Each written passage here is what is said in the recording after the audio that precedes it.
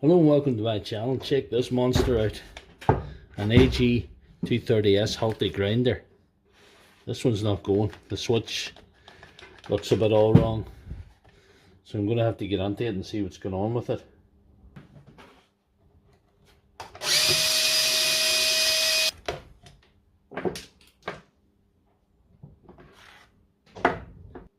Whatever's supposed to activate the switch is gone.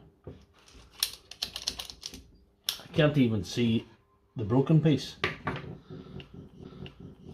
but it works alright.